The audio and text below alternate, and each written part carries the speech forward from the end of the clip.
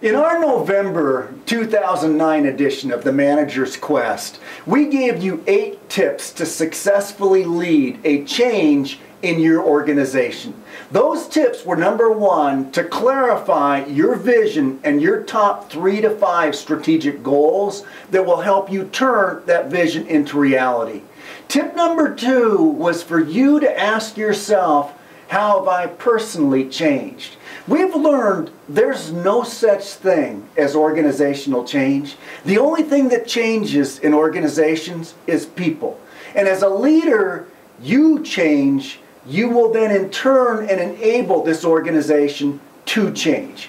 Tip number 3 was to involve everyone in your work group, even the most difficult people.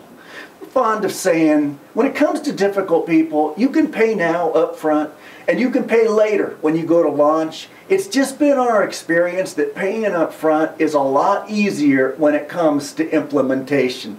Tip number 4 was to increase your communication and your training efforts. In fact, we encourage you to double your communication efforts when creating change and then supporting people with the training to help them implement the new behaviors.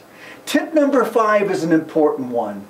Hold everyone accountable for the new change. In fact, we believe this change is going to be a test for you as a leader.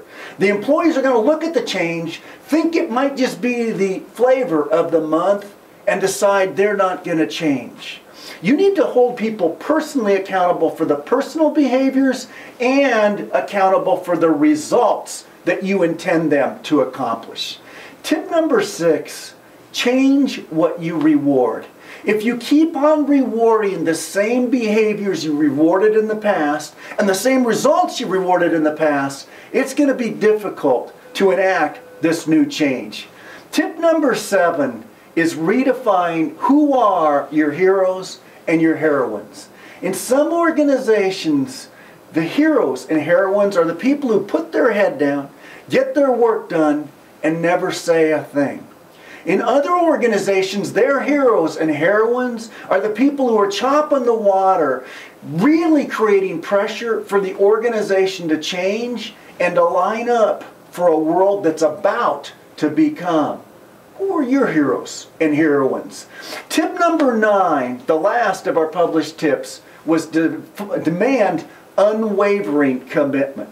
It's okay for you as an employee to come in and tell me, you don't like this change and you're against this change. I actually want to reward you for honest communication and coming in and telling me that.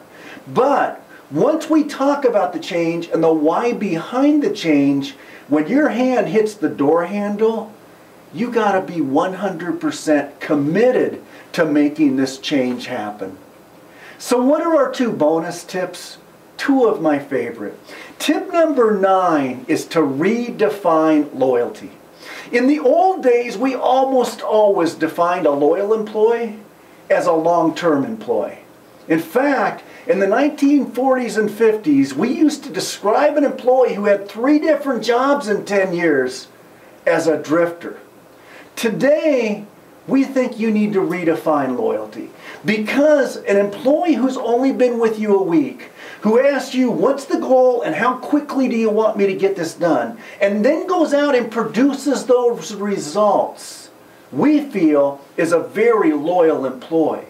On the converse, a 20-year employee who's not happy with either you or the organization and your changes and tries to roadblock each one of these changes and their implementation, we feel is not only not loyal, we feel they are disloyal in the process. But we don't want to discount longevity.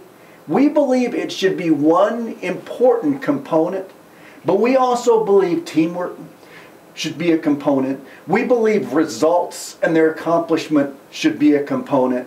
We believe helping our organization to implement changes should be another component, including longevity. Redefine loyalty. Tip number 10, our final one, is get excited, get closer, and get comfortable with resistance to change. If you go out and ask most people, are you okay with change? Most people say, yeah, I'm okay with change.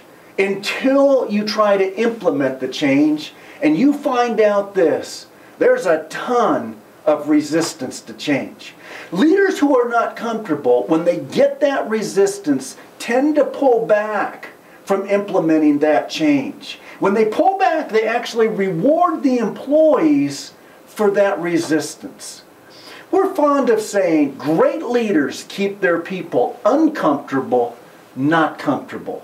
In fact, if you're a leader who likes people to be really comfortable, we tell you you got job stability for 3 years, but seldom longer than 5.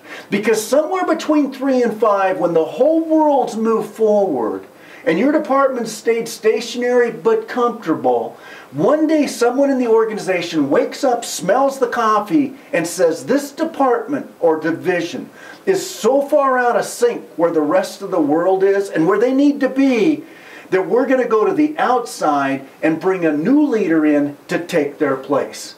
They have to go to the outside because anybody on the inside does not have the relationships needed to effectively make that change. So tip number 9, redefine loyalty. Tip number 10, get excited about resistance. And you remember, great leaders keep their people uncomfortable. If you found this information valuable, we encourage you to go to our website, peterstark.com, click on the most recent editions of the Manager's Quest, review, and we encourage you to sign up and get the Manager's Quest future editions.